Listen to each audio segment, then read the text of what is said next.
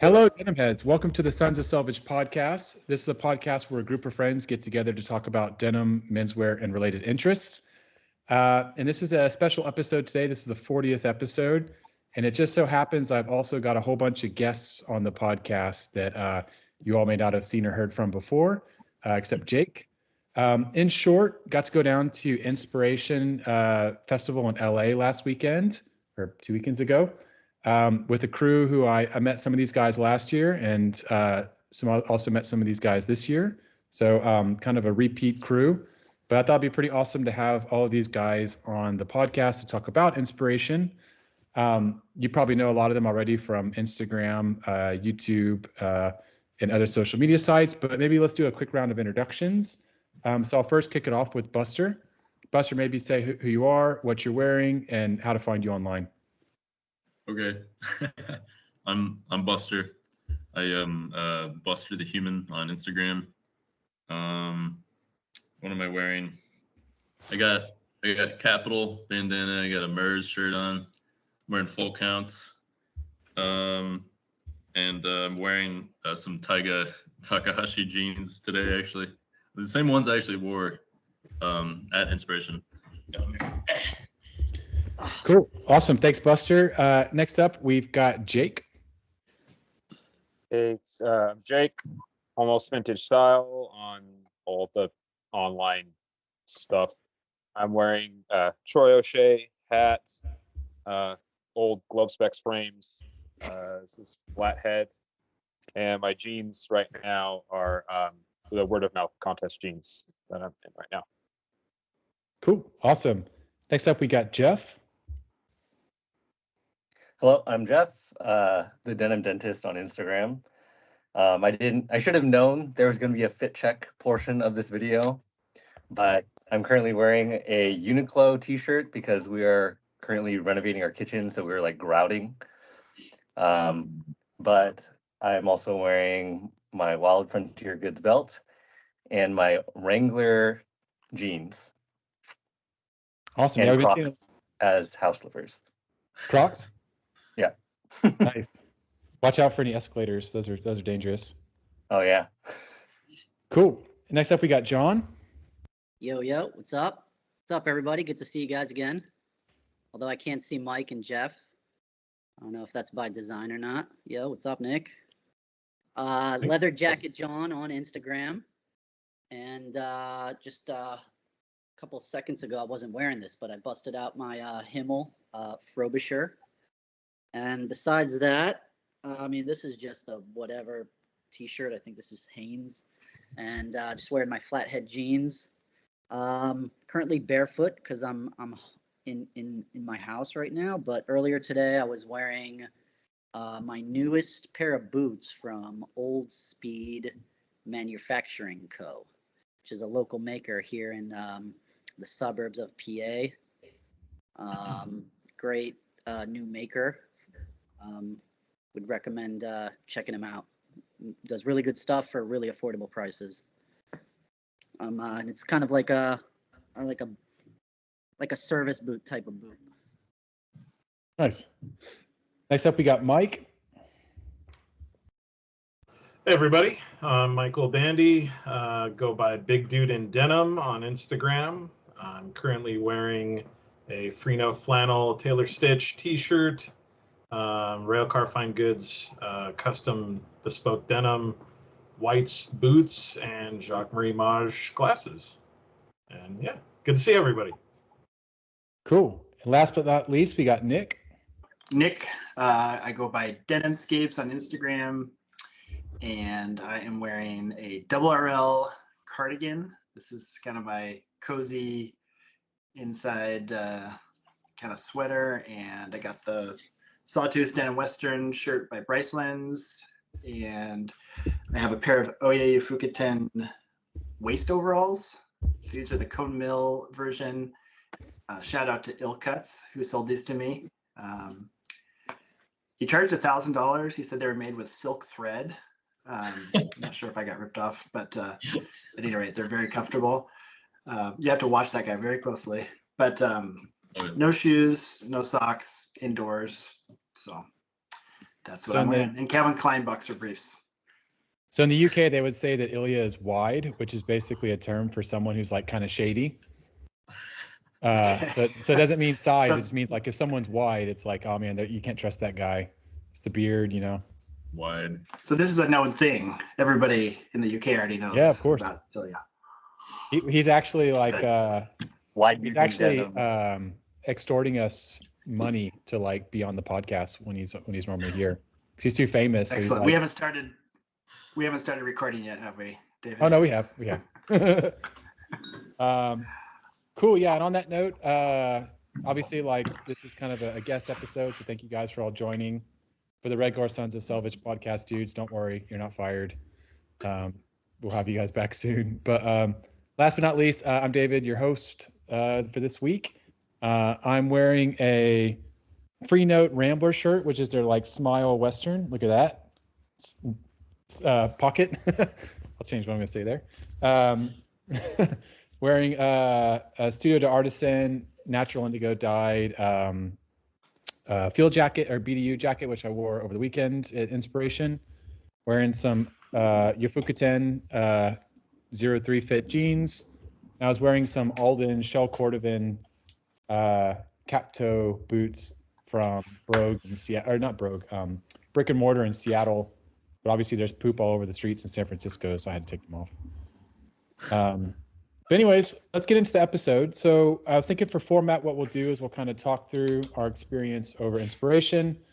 A couple of us were there for a bit more time beyond just the Inspiration Festival itself.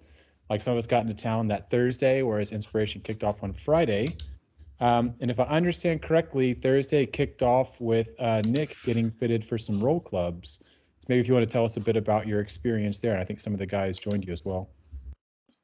Yeah, absolutely. So I got my first pair of engineers 2 years ago. Lofgren Natural Wabash engineer boots. Have worn those quite a bit, and then I got a pair of black Attractions Lot 444, which are probably my best fitting boots.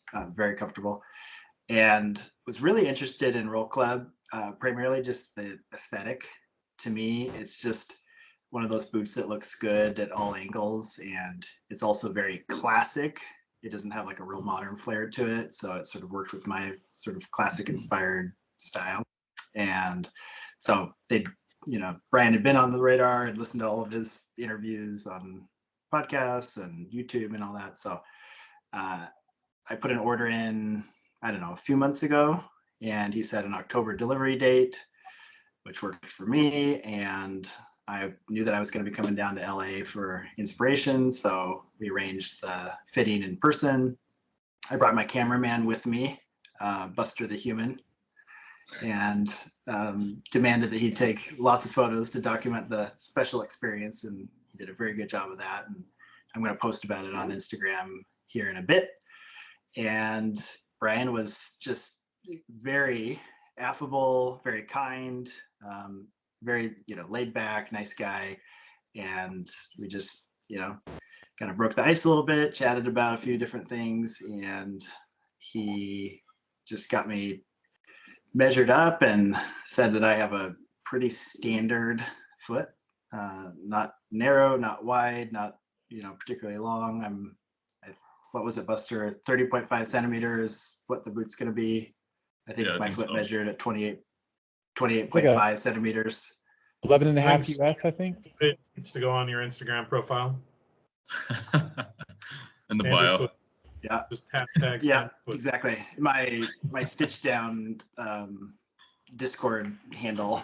Standard foot. Yeah. So he said he typically will do 1 centimeter of tolerance beyond your length of your foot. Just the tip in terms of the boot. There you go. Thank you, David. I have like 1 centimeter of tolerance usually too.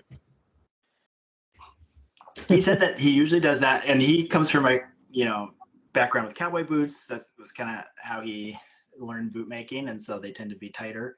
He did say that he actually has 2 centimeters of tolerance, which allows the unstructured toe box to collapse a little bit more. And we also talked about proportions and how, 2 centimeters might look a little bit more proportionate to my tall frame at 6'2". So we landed on 2 centimeters of extra length in the toe. And yeah, I did he brought out all the different leathers as options. There was 3 blacks, one that Bettina's, basically the day you put them on, from black to brown. There's another that was kind of like I think he said about a year of solid wear. They kind of fade to brown. And then there's another that's struck through. So it's just always black. And then there were a few brown options. I went with the Shinki Hikaku kind of medium brown leather jacket. John, you can keep me honest. I know there were different kind of hues of medium brown, quote unquote. This one looked kind of medium to almost dark, and some medium shows up as almost natural. So this was kind of on the darker side of medium, I guess. But what was really cool is that I wore my Himmel A1 heron jacket intentionally, knowing that I would ideally like a pair of boots that would, not at the very least not clash with the jacket.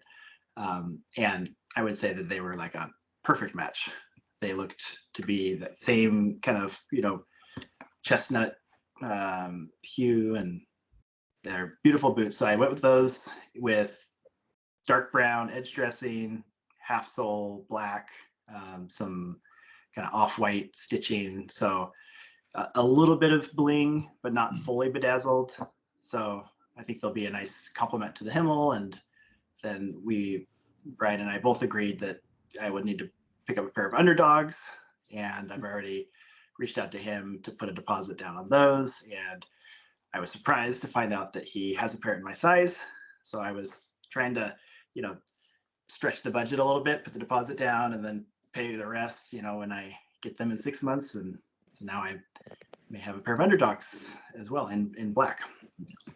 Nice. John, I That's think awesome. you've got the same boots, right? You've got Underdogs? I've his Boondockers, and I have 2 pairs of his Engineers. But Nick, I don't know if I missed it. What last are you getting? Oh, sorry. I completely skipped over that. 1940. Like the most important thing. Yeah, this is the most Yes. important question. Come on. You guys are all here to keep me honest. Thank you. Double clicking on that though, why is that the most important thing? I mean, obviously I know my fair bit about boots, but like, It's the shape. why specific? It's the look of it. It's the shape, right? That's I guess the number one thing. Yeah. I mean, But is he not picking the last that best fits your foot, or is he picking the last No. that's like the boot you want? He's not like Unsung. he'll So he'll make it fit no matter what last. Right. Jeff can attest to this because he got a 2307, but I guess because he has a wider foot, he made it wider on the same last. Mm-hmm. Yeah. So It seems that one thing I wanted to bring up is so me, Jake, and now Nick have all had the pleasure of being made or measured by Brian in person. Jake, how would you describe the fit of your Engineers? Do you find that it fits sort of Nick's description of being about 1 centimeter of tolerance beyond your toe? Yeah, he likes his stuff to fit snug. Yeah, because mine, I feel like my toe is touching the tip of my Engineer. It's comfortable. A lot of the custom guys that but- measure in person seem to like a tight fit. Goto sounds the same way. Yeah. I must say I have the exact opposite experience because I went to get measured in person, and as far as what I like, and I didn't tell him anything. I just let him measure and let him do his thing, and it's a bit too wide. I think the length he did great because it does allow for a toe collapse. I think once you get smaller in sizes, just like in jackets, that same tolerance just gets to be a little bit like bigger, or the difference becomes bigger once you get to a smaller size. So I think he did the same tolerance for me, but for me, it's Like initially it was a snug fit, but now that it's kind of stretched out a bit. Because you got Chrome XL. Chrome XL. Yep. Yeah, so Chrome XL, I've heard with these engineers do tend to stretch.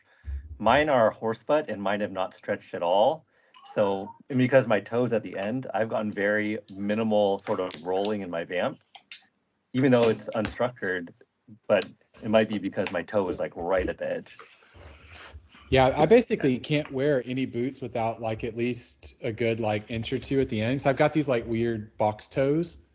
So like this is like impossible for me to, unless I'm wearing like a square ninja shoe or something that's like this shape, I have to have like a bunch of empty space at the end of my boots, which is a bit weird. Minecraft character.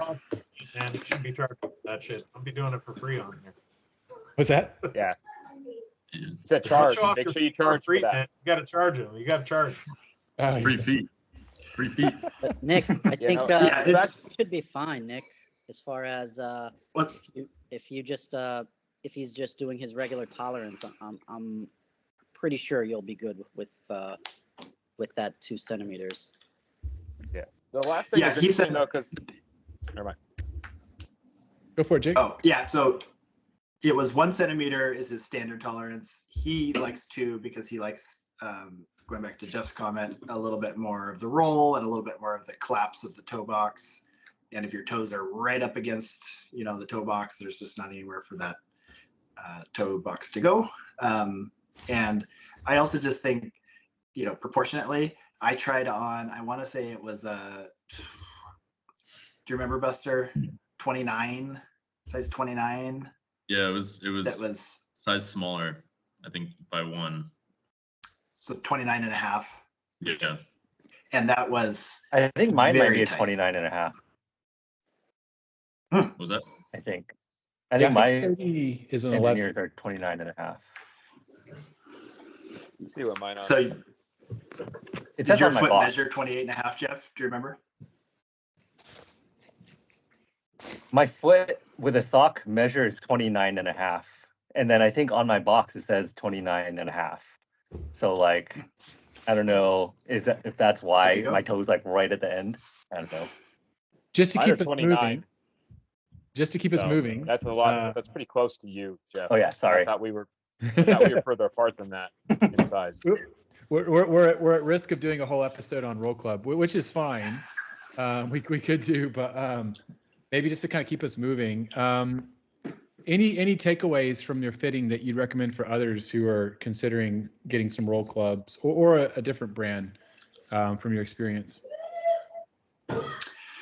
Yeah, I mean, I would say that the experience was really special. And I know that these are a lot of money and not everybody can afford to spend that much on a pair of boots. And I totally get that. And there's a lot of great boots for much less. But if you have the opportunity and the funds to, go to somebody that's making boots here in the US himself, maybe with one other person in the shop. I think his mentor was there initially.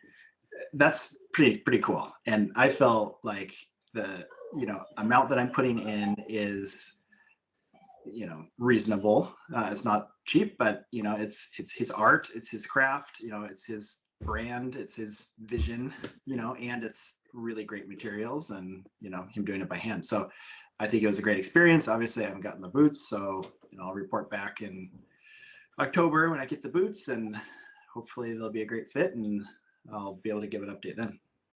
Awesome. So I guess after that, a bunch of you guys met up at Mr. Freedom, right? Yep.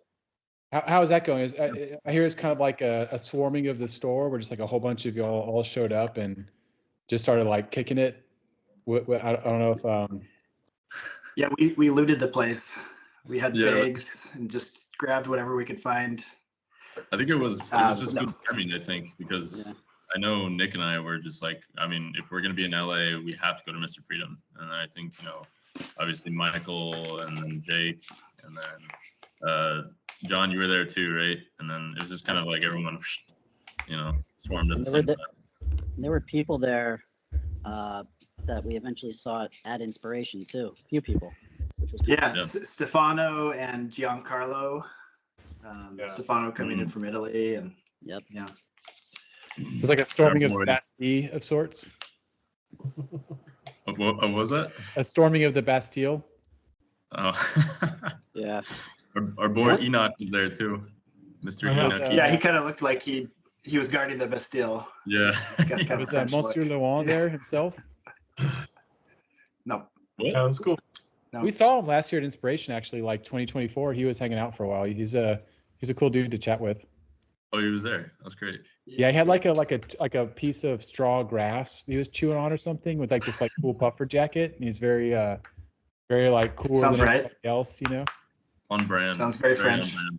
Yeah. All right. So then I guess after Mr. Freedom, we all met up in the Arts District in LA, a brewery that Michael recommended. I forgot the name of it. Arts District Brewing. I recommended it for the location Nice. mostly. They have okay beer. Their beer is okay, and they actually have a full bar, which is cool. But it's a big space, and it's far better than Angel City Brewing or whatever the other one is that's right there, which is just horrible. So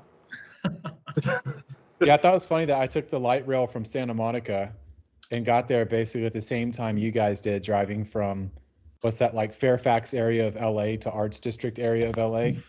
Well, yeah, it that's was like because we were 9 miles taking and 45 forever. minutes. We left really late. That I was too busy just like basking in the glory of the jacket I just bought off of John. So I think Mike had to tell us to get going. Do you want to tell us more about that jacket or no? Yes, because that's the only thing I bought. I didn't buy anything over the weekend. So John sold me his one of his Beck 333s. So that was the only thing I bought over the weekend. So Beck's a vintage jacket brand? Yeah, The label is it's still around today. It's actually owned by Legendary USA, which is a distributor of leather jackets. I mean, they don't make their own leather jackets, but it's a distributor, and they use the Beck label. Beck was made by Shot. Oh, right. So yeah, I bought my first shot finally.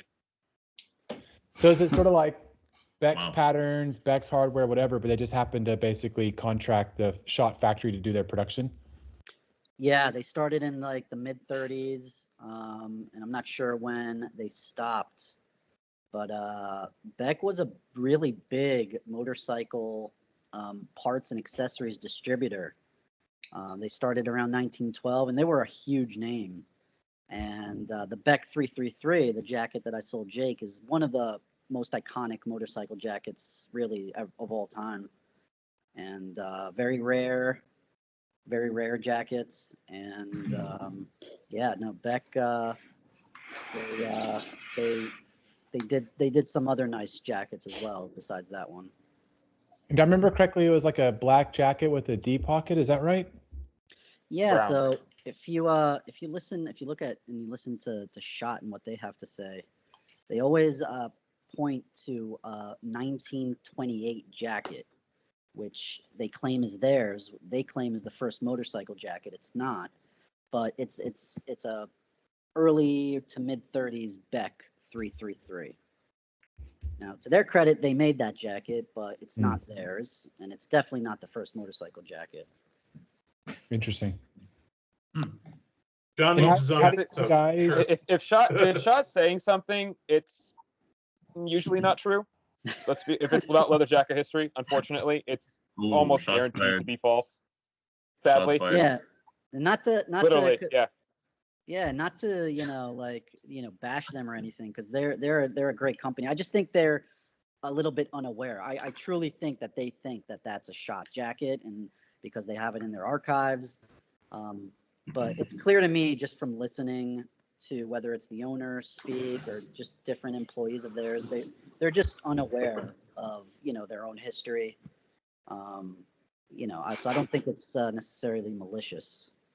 I feel like we've seen that in LVC as well, where like they had a gene that's like 100 years of the Cone Mills handshake or something like that. And talking to Mosin, our buddy from Endrime, he's like, oh no, that handshake took place 110 years ago or something like that. So I feel like when you're a company that's that old and that big, Levi's isn't comparable to Schott, but like maybe that old, it seems like things kind of maybe get lost in translation a bit, because like who kept archives of this stuff, right? 100%. How old is Levi's? Oh gosh, I think the initial business deal between Jacob Davis, who was the tailor that invented the jeans, and Levi Strauss, who was like basically a mercantile guy back then, was I think somewhere in the 1890s potentially, maybe 10, 20 years before or after. I think it's before 90s, that. Schott isn't that far off. Schott was 1913. If anyone needs a good source of truth, there's a great book. I don't have it at hand, but it's called Jeans of the Old West. And it goes through like all of the patterns and like garment designs from like literally the very first pair of trousers that Jacob Davis had tailored all the way to like, I don't know, I forgot when it cuts off, but it's like you can go into all these old patents, all the patterns and stuff like that. Oh yeah, the guy who wrote that, he actually goes and digs up the jeans in the old mines. By the way, he's one of the old denim bro guys. He knows. Do you remember his name? Nice. That's cool. Michael something maybe? It's Michael. I know it's Michael, and I forgot his last name, but I just know it's Michael. Yeah. He lives actually in Southern California, if I'm not mistaken. Everyone seems to that's involved in denim. Yeah, or northern, either NorCal or SoCal basically, or Japan, I guess if they're Japanese, but yeah. Yeah. Cool. So back to Thursday night. So we're all hanging out at Arts District Brewing. I got a chance to meet all of you guys before, except Michael. It's the first time we got to hang. You're kind of like our local guide. And then you brought us to the most amazing German sausage and I guess German and Belgian beer bar spot. Yeah, they have a little bit of both German and Belgian and American, I think. But yeah, what was that place called? It's called Wurstkusch. It was good. It's like I think sausage that's how kitchen. I don't speak German, but yeah, basically. And they have a wide array of sausage options and double fried Belgian fries. And dude, the place is it's a go-to. It's one of my favorites. And anytime people are in town and we're in the Arts District area, I always try to kind of push for that being our dining spot, kind of selfishly, because it's fucking good. And yeah, so I think everybody was pretty happy with it for the most part, except maybe Buster. Hopefully he likes it. You recommended some pretty gamey options, which I thought were pretty solid. It was like rattlesnake and rabbit, I think was one of them. Rattlesnake and rabbit is my absolute favorite that they have there. It's amazingly good with the spicy peppers. Yeah, kicks ass. I would say the worst. There you go. Vegan sausage sounds good. The worst part, I think, was the name. What? Thank you. Hold the applause. No, but it was awesome. So I enjoyed it a lot. Thanks for suggesting it, Mike. But the key question though is, did you enjoy the fit check video we did afterwards? I'm not.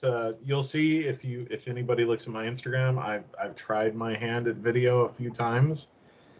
I just feel there's something already inherently a bit narcissistic about posting pictures of yourself online, and then when I do the video, I just feel like extra narcissistic, which maybe it's just a me thing and I got to get over myself, but it just video's always a little weird for me, so I tried to keep it humorous, I guess, which is probably what I do with everything.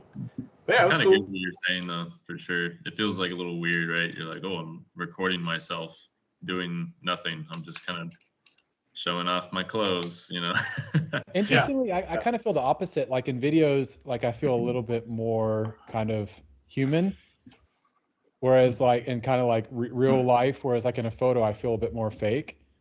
Maybe if I look at it that way, I'll get my head around it a little better, because that I hadn't actually really thought of that.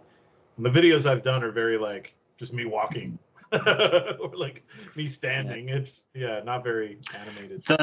The what you said, Michael, resonates. I always feel self-conscious in front of any screen, camera, video, whatever. But I do think that for us sort of, enthusiasts of the actual garments, it is a really nice way to see how they fit versus in a photo. You don't see just kind of how it drapes and how it moves with you. And I do like that from a fit perspective, just to see how something might potentially fit me. I feel like from the Reels perspective, Jeff's got us all beat though. So I feel like on Denim Dentists, we're always getting video content versus photo content. I agree. I take both every time I record a reel. I record a couple videos through, and I can take like clips of the better parts of each one. But I also snap a few photos. So usually I make 2 posts of it. It'll be like a Reels post and then the photos later. And I use one of those photos as the thumbnail, whatever. But I started out with photos for years, just photos. I started Reels recently because of that reason that Nick mentioned, was like, there are some things that photos can do that videos can't, which you can get like pretty highly detailed sort of little things in a photo that don't come across in a video. But photos can often be used to mask ill-fitting garments or hide like non-ideal attributes of a piece. Whereas in a video, everything's all out. Like you can't hide like a bad drape. You can't hide like say a pair of jeans is too tight and you pull the wedgie to take the photo, but as soon as you start moving, it sucks right back up. Can't hide that in a video. So I like both because my goal in all my posts is to really try to accurately depict what my garments look like in real life. I don't put all those like crazy color filters and contrast and whatever that some profiles do. So then like if you're trying to look at, or you're trying to decide if you're gonna buy something, like I want the color to be correct. I want the fit to be as accurate as possible. Or else like, yeah, maybe your video or photo can look cool, but it's completely useless to everyone else that might be considering buying it for themselves. So I do my best to keep all my content pretty true to real life as best as I can, just so it's like actually useful. It's not just me like, look at me, look at me. It's like, oh, are you interested in buying these Wranglers? Like, let me show you how it fits me. And then in all my captions, I put like what it is, the size, the color, whatever, the leather. Like I try to make it, I provide the information that I would look for if I was researching a piece. I'm starting to feel like maybe I should put in a return for the bodysuit, muscle suit I ordered off of Amazon this week.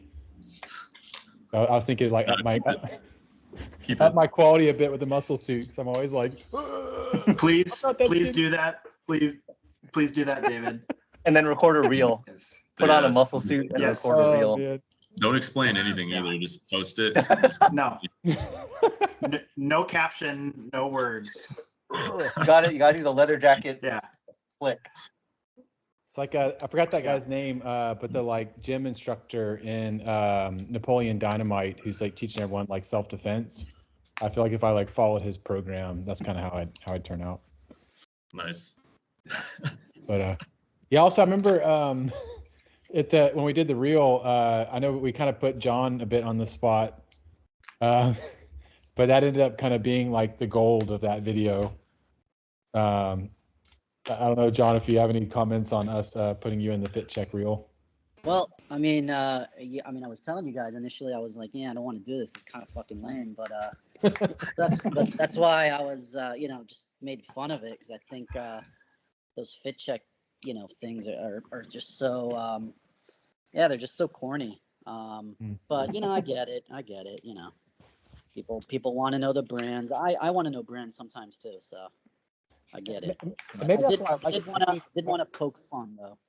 Maybe the fact that it is corny is maybe why I like it better than video. Fit photos is like a little bit less serious or something. No, I'm talking about fit checks specifically. It could be a photo or it could be a video of a fit check. I guess it's usually a video, right? But yeah, I'm kind of like in the same mind as Mike earlier. You know, it's kind of like, you know, posting videos of yourself is already kind of like narcissistic, and now you're pointing out, oh, look at these, you know, it's these boots and this and this and that, and you know, I don't know, it's kind of lame. But I played a It lot. also gives, I mean, if your Instagram is, if your Instagram presence is kind of for that, then it's forgivable to some extent, I think, which is why I continue to do it.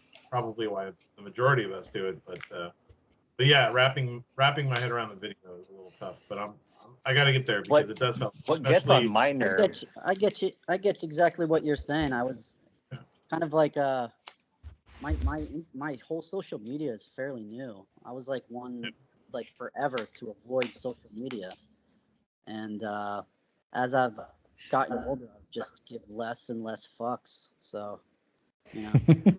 I post far less than I used to, so I feel that. Jeff, you were gonna add something? I was just gonna say, what gets on my nerves are the people that will post and like try to hide, or they like don't disclose what they've got or whatever. So then it's like, oh, you have to like reach out and comment if you're interested in like what brand like something if they don't is. tag anything. Yeah, it's like, I want to know what that is, but you make me like reach out and comment on your post to get the info. All right, Jeff, I'll stop doing that. I do that sometimes because I'm just lazy. When I'm trying to do a post, like, do I really got to write all of this down again? Like, I really don't feel like writing all these brands down again. No, but it's how much detail do I need to give on my leather jacket? Because I can't tag them anyway. Yeah. So it's like, I get it. Like, I appreciate that you give so much detail, but it's like, I mean, I don't even do the fit checks anymore because everything's so narcissistic. I mean, we can justify however we want, but even the post, like we said, we're all narcissists at the end of the day. That's why we're all here. And the sooner you accept that, the better off you're going to be. That's fine. So I don't even try to justify it. Right. Well, as long as you're being honest about what you're talking about, if you're not doing that, like if you're one of the people that's doing ads, that's when I started to have a problem with it. Be as goofy as you want. I actually think that's kind of better, because if you're trying to be too cool, you're not that cool. No, none of us on here are cool. Like, we're all geeking out about. I got a mustache now. I have a beard now. Okay, we're all my stand is stocked on top of all the manga I bought in Seattle. Okay, I'm not cool. I'm not pretending. So just do what you want. Just be honest about it. I think is. No, I agree. And John honestly doesn't like fit checks, so that's why his reaction was hilarious, because he genuinely doesn't like it. It was and genuine. it's the genuineness that made it funny, and that's what's great about it. Oh, it was so good. It was so good. I was like, this is like video gold. It was a perfect way to start it. I do appreciate just all the. Go ahead, Nick. I mean, I like that we all have different perspectives on these things, and a lot of what you guys are sharing is just a very different way of looking at it. Like, it never occurred to me that it was, quote unquote, I know you don't mean actually narcissistic, but kind of like putting yourself out there. And I just think of it more as like, there's some really cool makers, and maybe if I was like showing off my Balenciagas, I would feel a little more guilty about a fit check. But if it's like a one person brand, and they're pouring their passion and their art into creating something, like, I feel like it's really a neat thing that I get to feature that. So I guess that's the way that I look at it. But I mean, I see where you're all coming from as well, and it's food for thought. Well, listen, I think in this kind of niche, it's definitely much less of this whole kind of like narcissistic idea. We're not showing off, I don't know, like $20,000 Rolexes. Sometimes I see these fit videos, and they're pointing their jewelry, and sometimes they're even saying how much it costs as well, which is even worse. But yeah, I also think it's also like, what is your channel for, right? I do think this could be a good episode, like a full episode just about Instagram and the inherent like mental battle we all face in posting. Yeah. That's Yeah. true. There's a lot. Well, Our I must- motives But for let's our keep it moving. Instagrams. To keep it Yeah. moving. Yeah. I know All right. we're running late. So- the fit was fun, and the sausages were good, and the beer was cold. Yeah. So let's talk inspirations. Now we're at Friday morning. Inspiration kicks off. We can actually roll together Friday and Saturday together, at least the inspiration piece, because as far as I'm concerned, the trade show both days is kind of one big long day. So yeah, I guess my second time going, I was there in 2024, and again this year in 2025. I was not there in past years because I was overseas. I know some of you guys have kind of been there before. Some of you guys, like Nick and Buster, I think that was your first time flying down for it. What are some of y'all's opinions on the trade show? Like, what do you take away from it? I really enjoyed it. I wasn't expecting it to be as it was. I don't know. I didn't really have a lot of expectations for it. I knew that there was going to be a lot of vintage and a lot of really cool people there, and I was mostly excited to see all of you guys and meet you all in person for the first time. The event itself, I knew a decent amount about it, and it was something that I think I had brought up to Nick at some point, like maybe not too long after we had first met, and we were talking about it, just kind of like threw it up in the air, like, hey, let's go to this event. It happens once a year, and I think we missed the first time, and we were busy, stuff was going on. Nick had a lot going on in his life. And then the second time around, I was like, we need to do this. Like, we need to plan for this, and like, it just sounds like it'd be great. So we planned it, we did it. It was fantastic. I loved it. For my first impressions, it was great. I know you guys, some of you said it was like about half the size it normally was. Yeah, there's a big curtain pulled down through like the middle of the convention hall, and I guess last year that was not the case, and like it was basically double the size. I don't know if it was double the vendors.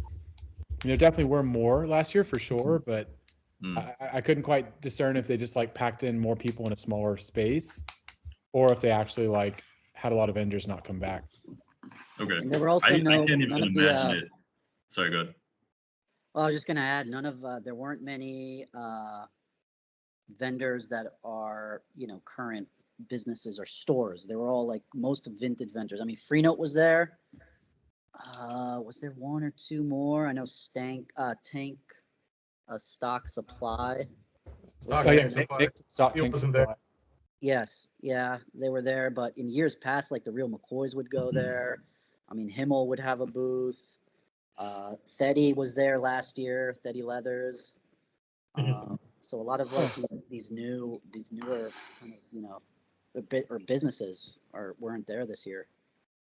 That being said, do you guys think that there's a reason like why they weren't there? One thing I heard is that the cost to set up doubled. Oh, that'll do it.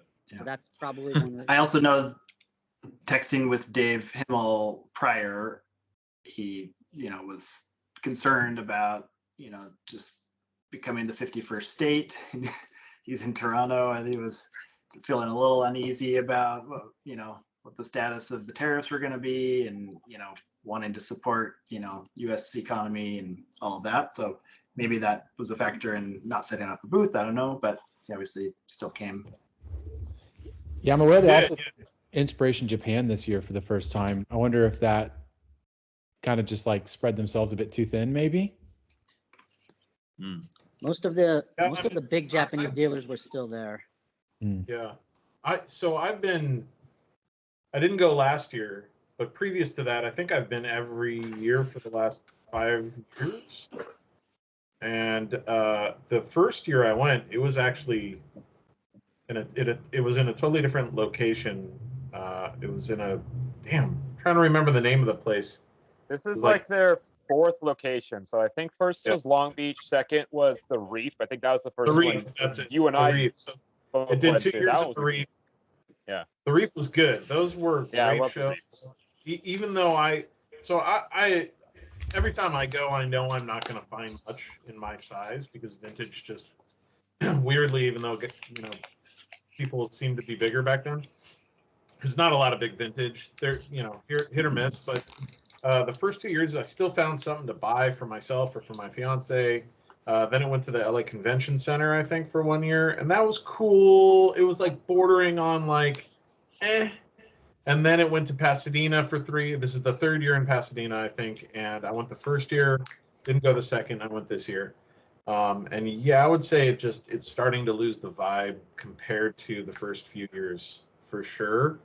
But the cool thing about this year was being able to hang out with all of you guys, having a rad weekend full of, talk about photography and denim and boots and leather jackets and all kinds of shit. I bought a leather jacket, my first leather jacket, like 2 weeks after we all hung out. So I mean, it was a cool weekend. Really fun meeting everybody. But yeah, someone's got a lot of typing sound, by the way. Whoever's typing, go on mute. Yeah, it was not quite produced, but it was cool. Yeah, I'm kind of in the same boat where like I'm not really going to buy vintage per se. I'm more just kind of more going for the new stuff, but it's kind of more almost like a social event than it is like a shopping event. I mean, obviously, OU Fukutin show up, which kind of on their own is a shopping event because you just can't find their stuff. Like I was talking to a fellow from Vancouver yesterday. He's like, yeah, man, like so jealous you guys could even just pick this stuff up in person. It's so hard to get otherwise. But yeah, I'm wondering like them. That's kind of the best thing is just talking to them and absorbing their knowledge is pretty great. Yeah. So I hope they keep coming at least. It'll be a big blow if they stop going. That's gonna kind of stink, especially if you're not super into vintage. Yeah. They're the nicest I literally people can too. fit into nothing they make, and I love them. They're like the nicest people, and they're so sweet, and yeah, they're pretty rad, for sure. Yeah. I would Jake, go. you gonna come up just in 2 honestly. weeks? Oh man, I've been traveling, so I'm thinking about it. I don't know. It depends on how tired I'm going to be at that point. I might, I could just cannonball it for a day like you did for the White Cloud thing, but I'm not 100% sure yet. But I'm definitely debating it. yeah, and as long as I'm not traveling, anybody's got a place to crash over here that needs it. David is an excellent host. I can vouch personally. Yeah, it's interesting. I mean, like, if it kind of continues on this current trajectory, it seems to suggest that like inspiration might not be around in a couple of years, unless they significantly reinvent their plan, like either different place, different location, different price point, something. I But think even if John, because it wasn't that bad the couple of years before. I don't think it was going downhill. This year was a big jump, I feel like. Yeah, even It's always the year. It's always the year I go. The year before was okay. I don't know. I think when it went to Pasadena, it started to go a little downhill for me. I disagree completely. I think if anything, it kind of I think 2024, maybe 2023, out of all the years that I went was like the biggest. It had like the best stuff. Yeah. And it's just this year that it's kind of tapered off. It'll be interesting to see next year. But what I was gonna say is I think because there's a lot ever since like vintage has become kind of popular, a lot of like these younger dealers, and I think they need to step it up. I'd be curious to know what you all consider to be a good inspiration, like how you define that, because while I was expecting it to be bigger, and I was probably expecting there to be a lot more selection in terms of like if I want a specific like a M41 or a durable from the early 50s or something that I would be able to find that. And it quickly became apparent talking to John and Jake and others that a lot of stuff is going to be really pricey, maybe even more so at Inspiration than otherwise on eBay. So that was sort of just setting my expectations, adjusting them as I arrived. But the size I actually preferred because I felt a little bit of anxiety about just like the amount of stimulation, social stimulation, all the lights, all the sound, just all the commotion, and feeling that scarcity of like, oh, I gotta get to this booth before everything's gone. And that experience of like the sort of franticness I don't really enjoy. And so the fact that it was a little bit smaller, felt more intimate. I felt like I could actually stop and have a conversation at a stand and not feel like I'm, kind of in the way of the transaction, with the person waiting behind me. And so I appreciated that. But of course, if there were people there, the, previous years that weren't there this year, I could see how that would be considered a negative to not be able to, interact with them or buy their goods. Yeah. Did anybody? I'd Go ahead, John. Go ahead. Well, I was just gonna say, you asked like what would I consider a good inspiration. So besides the stuff, so speaking of a durable, there was a durable last year. There were two, actually, a couple a year before that. So as Jake can attest to, now that I've bought 3 from Patty, you bought 3 from Patty, like the stuff is like just dwindling away, and there's only so much of it. Yeah.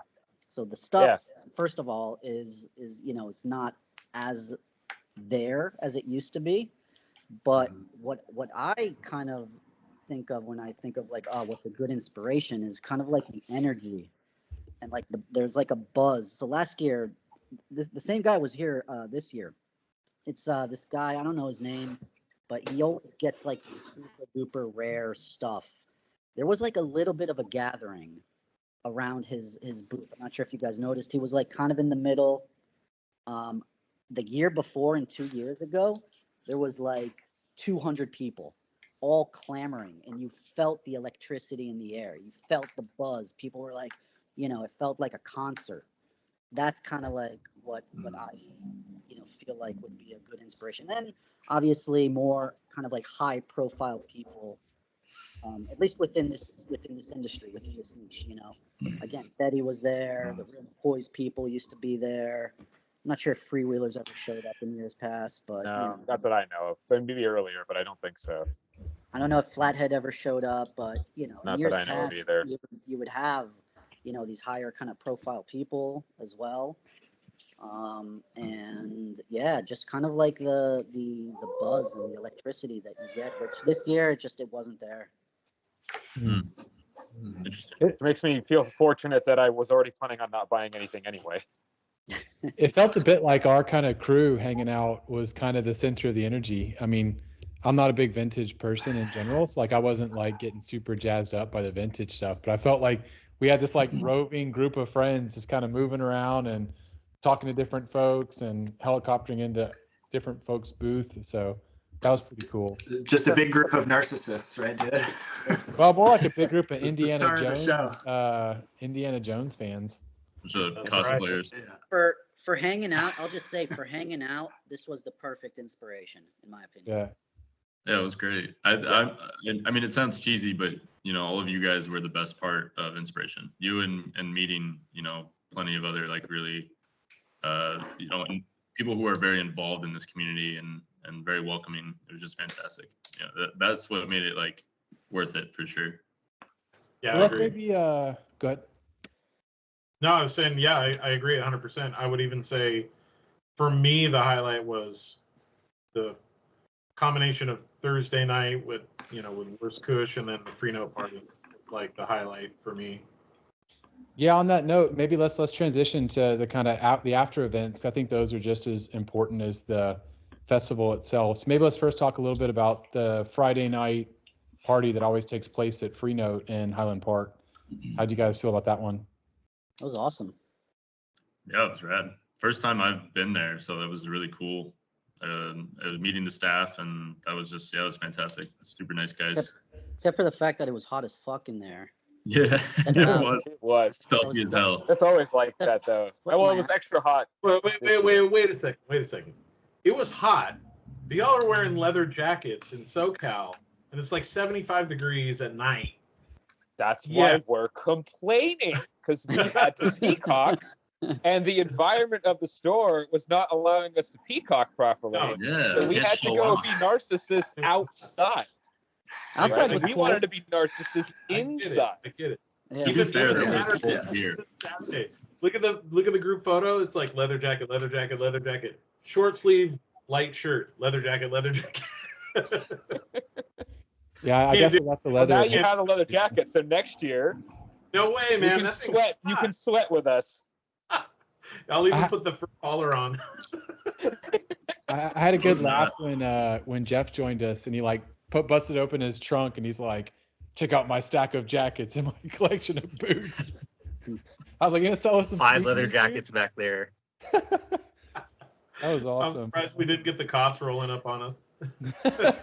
Yeah, I love Jeff's entrance at Inspiration. There was like 2 days of like he's arriving and then he's like at a restaurant nearby and then he's wait a minute, he's in a rail car and then he's chatting It's like with a somebody cocktail. and then eventually, yeah, he came in. It's like very big impact arrival. I really liked it.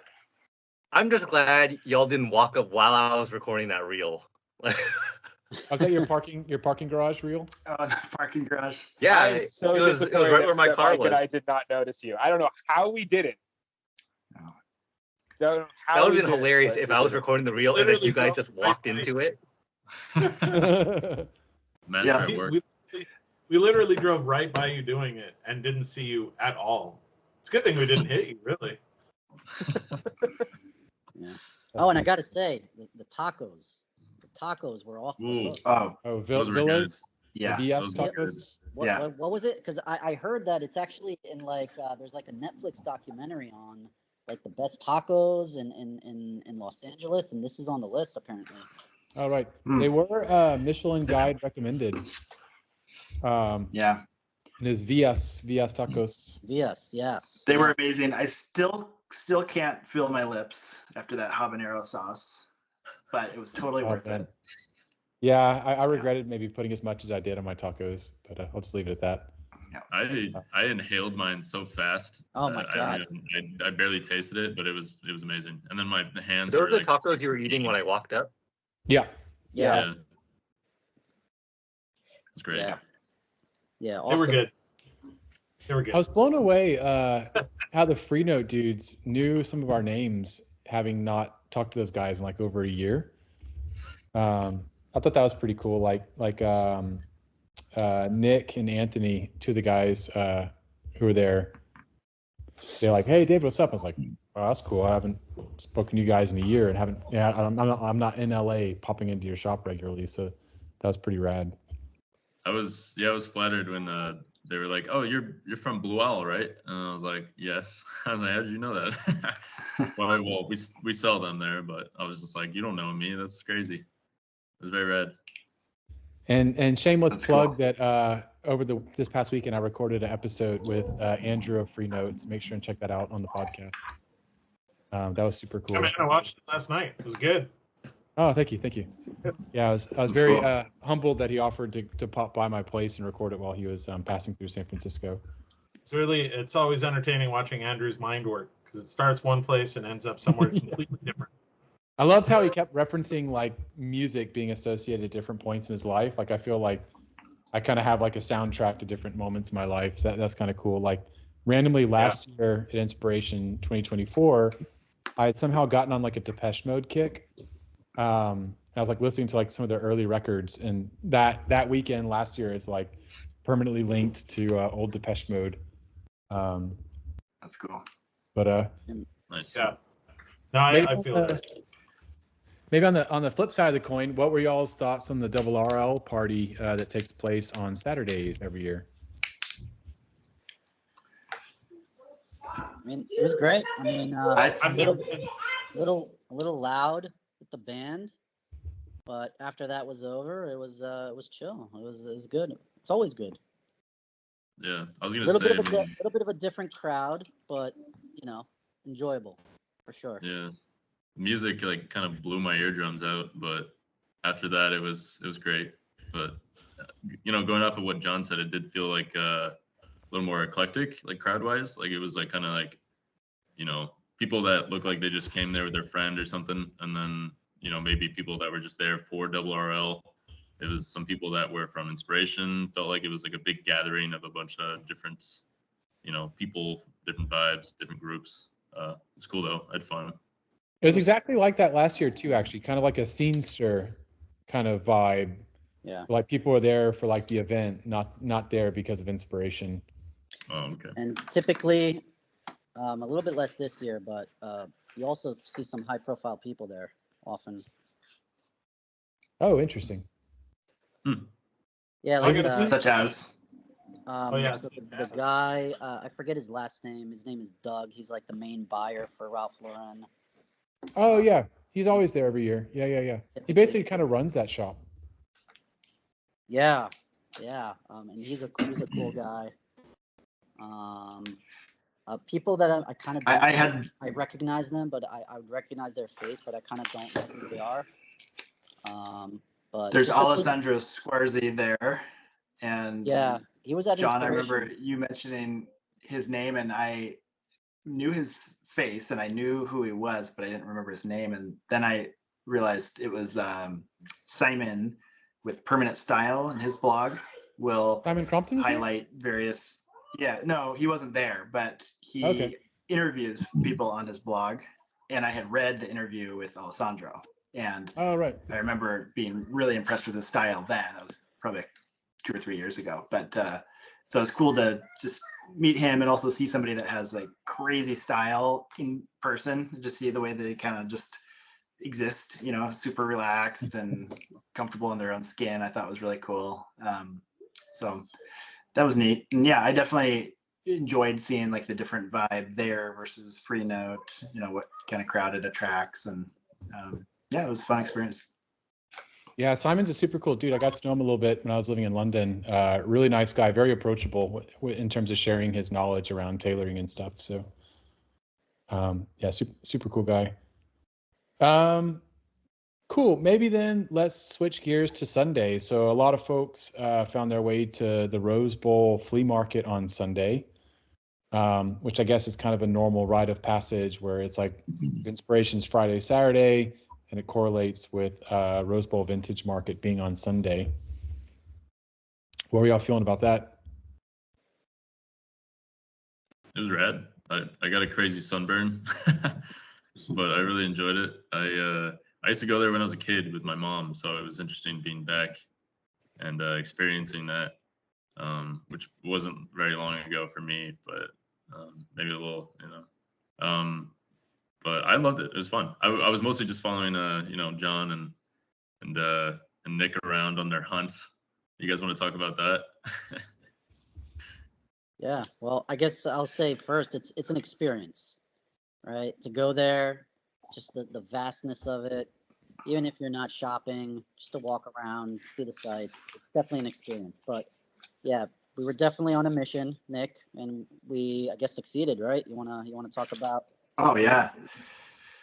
So yeah, I mean, going back to just sort of my expectations of the whole weekend, inspiration and whatnot, didn't have big expectations, but just thought inspiration itself was going to be the spot you go to get a leather jacket, and I was looking for my first vintage leather jacket, and specifically kind of a late 40s, early 50s motorcycle type jacket, and quickly found that one, being a size 44-ish, it's going to be hard to find vintage, and then two, they're going to be very expensive at Inspiration. So the Rose Bowl is kind of my last ditch effort at finding something before the weekend is over. And having John by my side, and I mean, this guy knows how to hunt jackets. I would pick a jacket up and it would be like Chris Farley, trying to put on way too small of a jacket, size 36 or something, and John can immediately find, oh, that's going to be a 44. This is going to be a little long in the sleeves, but perfect in the. I mean, he knows all this stuff. So having him was an absolute game changer. And the first jacket we came across was a Buco J21 that was a size 46, and it fit really well. I was perfectly happy with the fit. I probably would have bought it. John, did point out that the shoulders had quite a bit of cracking on them, probably from being hung improperly, and the jacket probably wasn't going to hold up too well, to frequent wear. What I didn't realize is that it was $2,600, which was well over my budget. So that immediately ruled it out, and the fact that it was not the best shape and maybe a hair big made it a little easier to walk away. But I did feel that scarcity of like, oh no, I'm never gonna find one that I can actually try on and all that, right? So we kept going, and quick side note. That jacket, this is just crazy how small the leather jacket world is. A buddy of mine bought that jacket, so it might No way. it might For be how much? I'm not entirely sure. It was part of a trade, so that doesn't really count. It might be, you're bigger than him, so it might become available again. And you know how it is, like with dealers, like especially like people like Tommy who had the jacket, he'll just price it at his price, and he won't necessarily reduce it. He'll just keep it like that, and if he has it for a year or 2 or 3, it doesn't matter. This guy, if he wants to sell it, he's gonna have to reduce the price. So it might become available. And I mean, that's good to know. And now that we have this little network, we can sort of triangulate. Like I tried on one of Jeff's jackets that may have fit me slightly better than it fit him, and all of these things, right? I have jackets that probably aren't going to fit me very well, in 2 years. So it's really cool to see that sort of community element. And so we then kept going, and sort of worked our way through, and we're pretty deliberate in our pace, and I was definitely feeling motivated and wanted to try as many of possible fits on, and we ended up finding towards the end a late 40s, I believe, John, Kit Carson, which is made by Wolf in a suburb of Boston, Massachusetts. I think all those details are correct. I don't think it's the Guide Master, because I think Wolf made the Guide Master, but it's the Kit Carson equivalent to that, and I don't remember what the actual model name was. Yeah, no, it would have had a Kit Carson label, and everything you said is right. Yeah, so and that's kind of a deep, is it a durable, like what is the sort of origin that this is derived from? Brando style, durable. Brando / Perfecto style. It's essentially what Mike just got. Yeah, right. Which is awesome, by the way, Mike. It looks great on you. Yeah.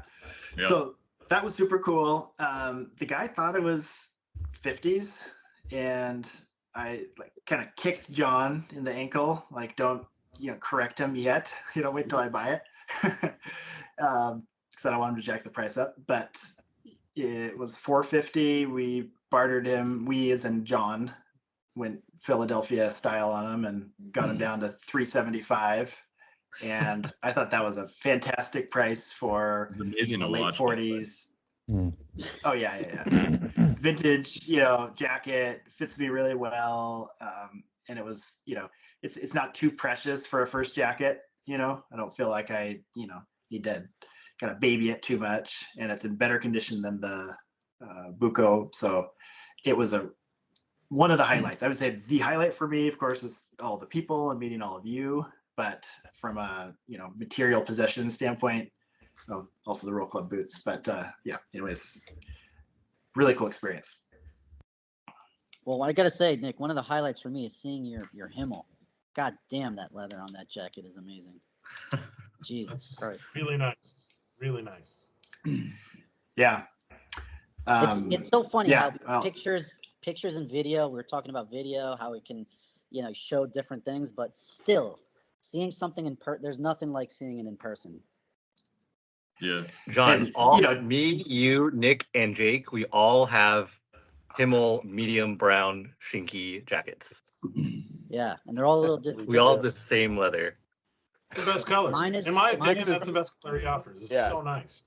Mine is like. And Nick has the best leather, I think.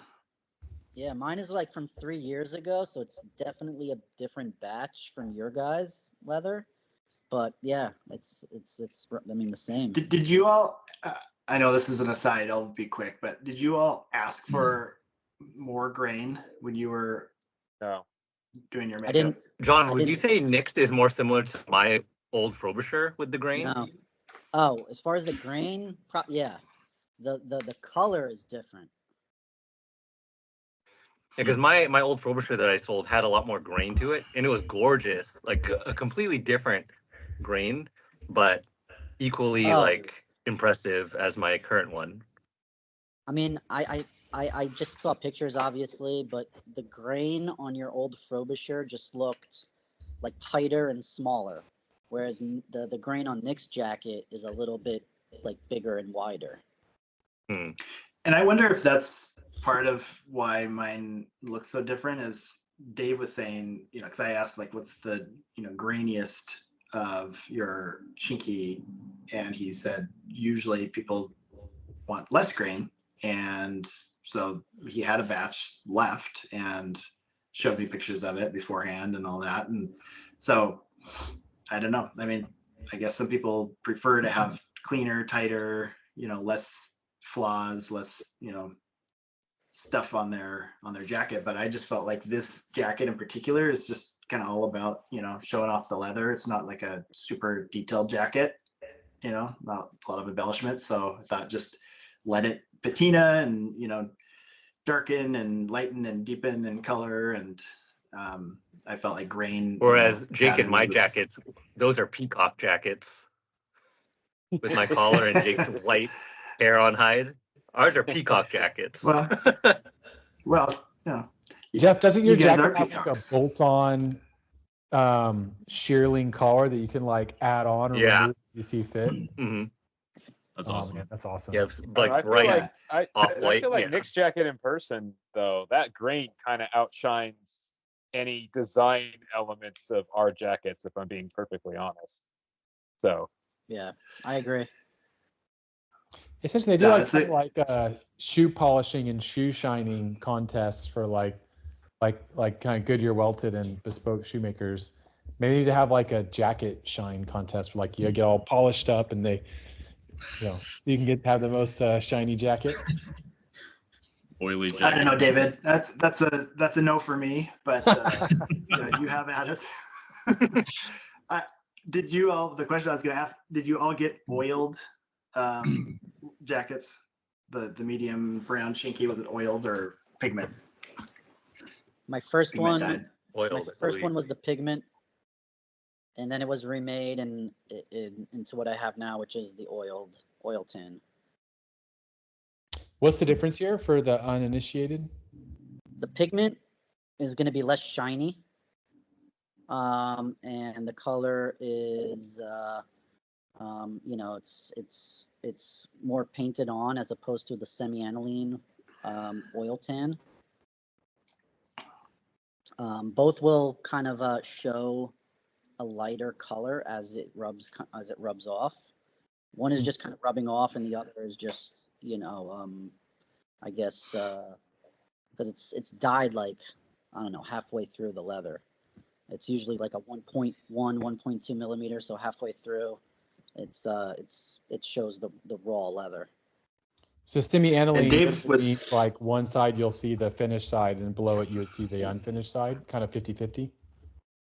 Yeah, at least that's what it's supposed to be. I'm actually interested to. That's an interesting question. I never even thought to ask that, or ask myself that.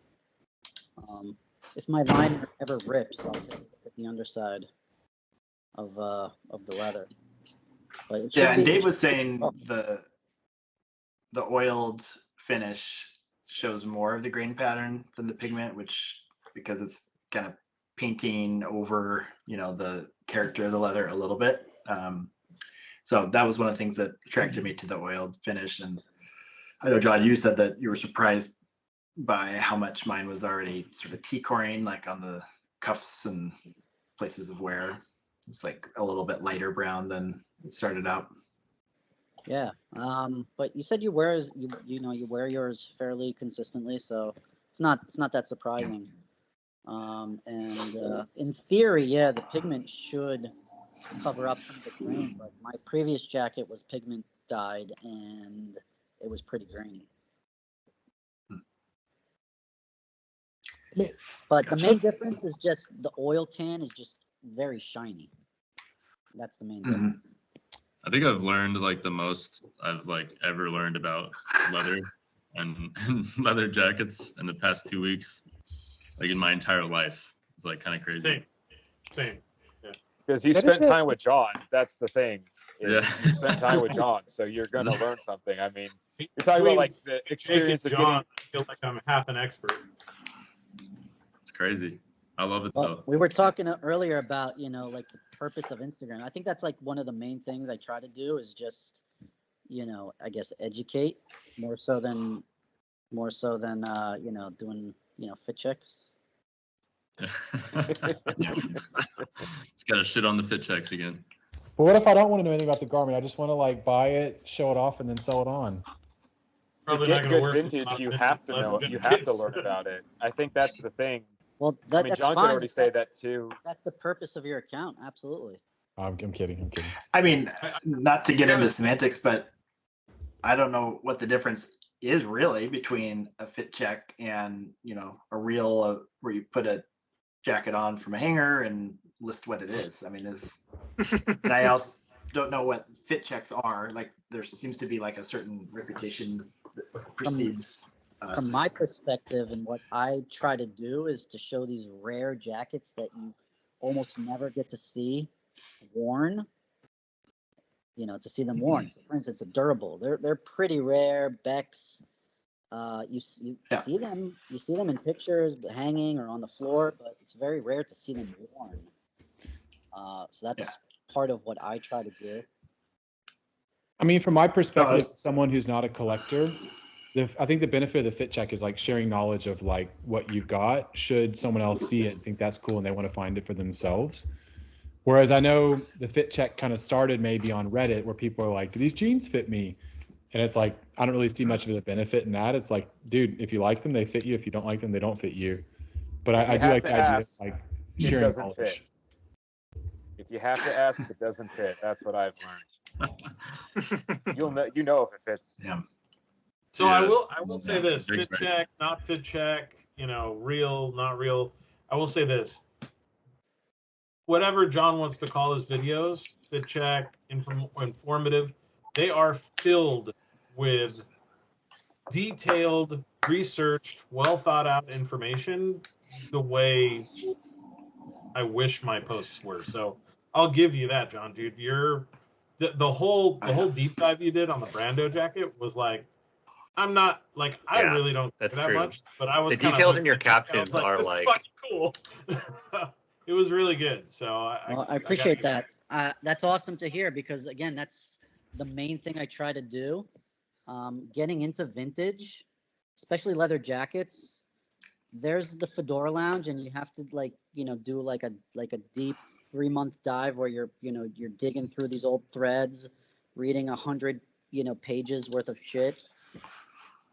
And they're just besides that, there's no real place to get information. Whereas if I want to get into watches or cars, there's a bunch of websites, and within a few weeks or a month, I know what I'm talking about. And that doesn't exist for leather jackets. So that's really the main thing I'm trying to do. Because for some reason, all these collectors that have all these jackets, they just don't share it. And I don't know why. Sounds like we need a leather jacket John museum. It's almost becoming, an archive. And the only thing maybe, I don't know if you do this, but do you put the text in the reel so that when you're looking at the snapshot of it, you can see what the jacket is? I don't know if you do that, but how do you do it? Like I'm so dumb. You just shit. Like how do you do that? I would like to do that. I don't know how to do it. ask Jeff. I'm sure he knows, but that would be so cool to be able to quickly scroll through because I'm already starting now that I've gotten bit by the vintage jacket bug. Thanks to you guys, I'm like going through your Instagram and like looking for different jackets and like comparing them, and it's pretty cool.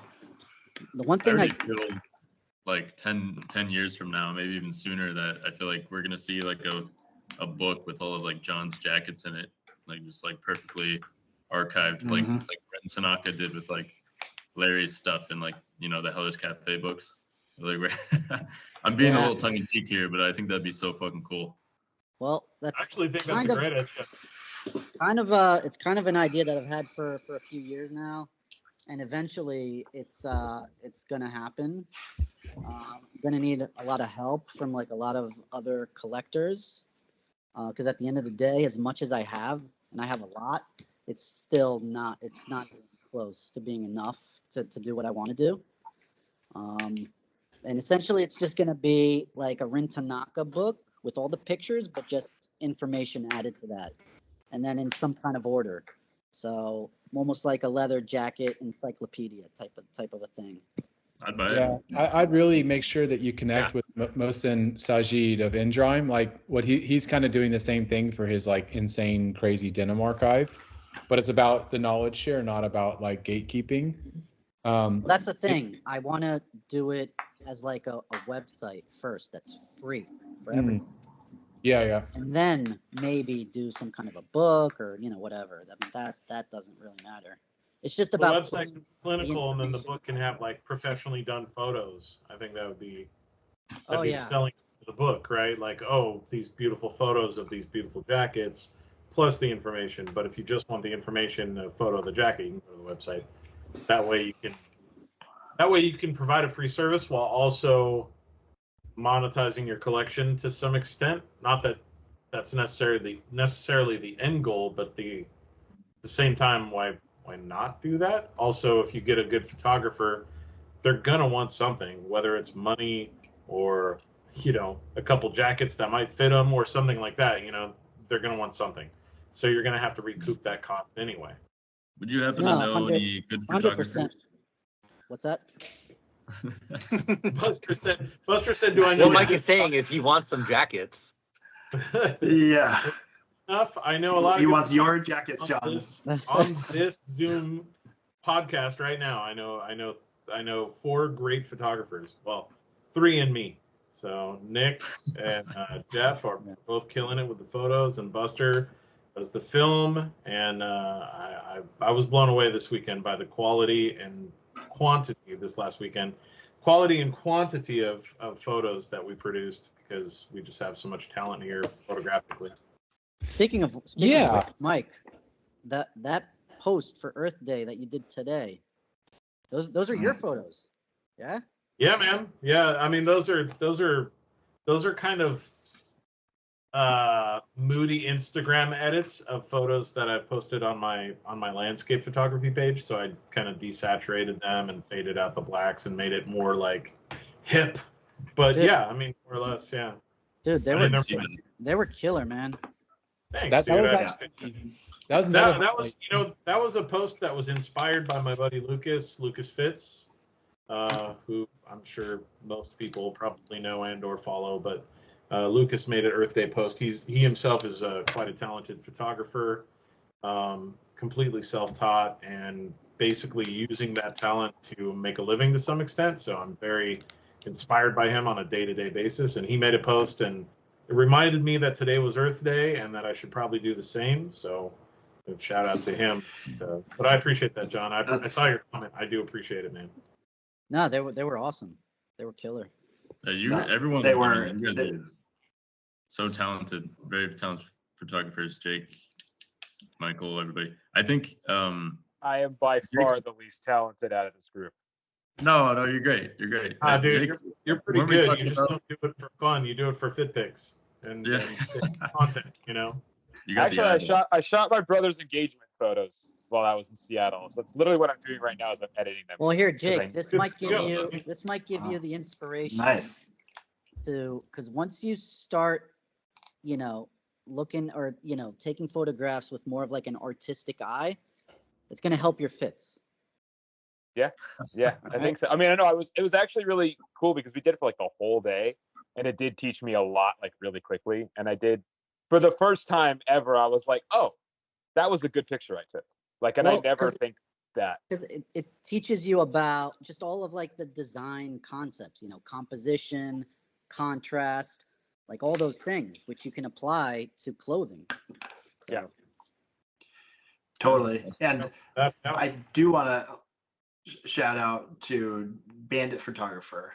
You mentioned Earth Day, and he posted an Earth Day picture, which is cool. But I also met him at Inspiration and got to chat with him at the Double RL after party. And we've been doing a little chatting on Instagram since then, and he's got some killer stuff if you haven't seen it. He's worked with Very Mark talented. Maggiore and done a lot of like very Western, old-timey stuff. And so that was also a cool experience to being able to meet him and just, make that connection. I feel like there's a moment where like everyone in the like rugged heritage and vintage scene was like discovering his work, and they're all like, whoa, this bandit photographer guy is like always at the right place at the right time, and he's always capturing these photos that look like they're from a different time and place. I think it's well earned by him that he's kind of was I wouldn't say it was the zeitgeist, but there's just a moment like, damn, this guy is like, he's the photographer. Yeah. And I think he's upheld that over time. It's funny. 'cause He's really I've talented. seen him. No, go ahead, John. Well, I was just gonna say I've seen him at Inspiration for many years. I just never knew who he was, and this was like Nick, the first time I got to meet him, and it wasn't even from me knowing him or coming up to him. It's just the guy that sold me one of the jackets that I bought. It's not showing it. Anyway, they wanted to take a photograph of it, so that's when I met him. And he's such a nice guy, so super cool. I've seen him at Inspiration numerous years, and I've never spoken to him. I've always been like, the guy looks intimidating, and I don't know why. I'm like 6 feet tall and like giant fat guy, and like I look at that guy and I'm like, that guy's intimidating somehow. I don't know why. Maybe it's because I know his ocean blue eyes. Yeah, Piercing it's eyeballs. the deep blues. They just, I don't know, man. I should have said hello. I Well, guess he's a he was nice guy. he was His talent introduced is to me as Rin Tanaka's photographer. Is that correct? Oh, I don't know. I didn't know Like he his did that. personal photographer. He's done or- photography Well, I for guess so the many photographer people, that he uses for a lot of his books, because he has like a ton of books, right? Yeah. That's that cool. makes He sense. did a really great portrait of Majors Taylor. I don't know the guy's name, but that I think was today. He Saw posted that. It was I saw Oh, that yeah. really cool. Oh yeah, That was right. good. It was very good. Well, maybe to be respectful of folks' time, I don't want to keep you guys for too long. But what are y'all thoughts for this coming year? So obviously we've got Inspiration Japan, I believe, taking place again in like October, November, and then Inspiration LA 2026 would presumably be next April or April or May. What are you guys looking forward to at the next one? Hopefully, just more people show up. Because again, the stuff is the stuff. You can find stuff there. It's probably better to find stuff outside of Inspiration. But really, it's the hang, right? At least for me. So I would just look forward to just a lot more people. I mean, Nick, Buster, Jeff, you guys came from, kind of far away. I would just hope that more people, come. Says the guy who flew across the entire country. Yeah, the guy Yeah. who traveled the farthest. Yeah. Yeah, yeah. Seriously. People came from Japan, came from right. Seattle, but yeah. I would I say don't know. for me, like I really want, I would say more people for sure. Inspiration for me is not the highlight. It's hanging out with people. It's the weekend of like, just nerding out about shit we like to nerd out about with people who like to nerd out about the same shit. It's fun, and it's good to get to know new people. It's good to get to see old people that you know. Freno party is always a blast, and I swear next year I will go to the Double RL party.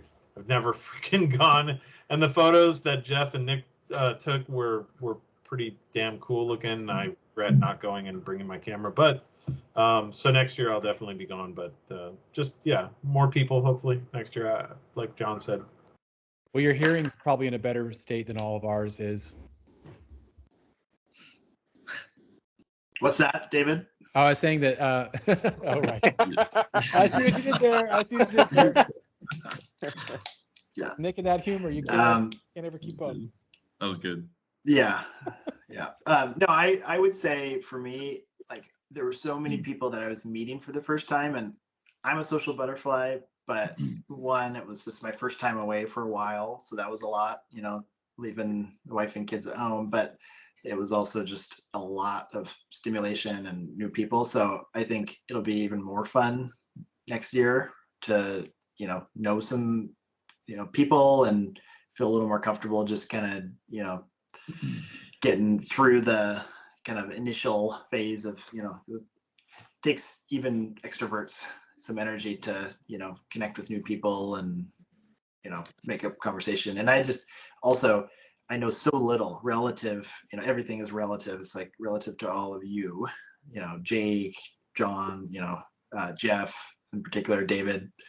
I'm sure Michael, you too. We haven't chatted so much about brands, but I just, I can't really, add much, and that's okay. I don't need to, but I think just being able to keep up with the conversation a little better next year, I think will be nice.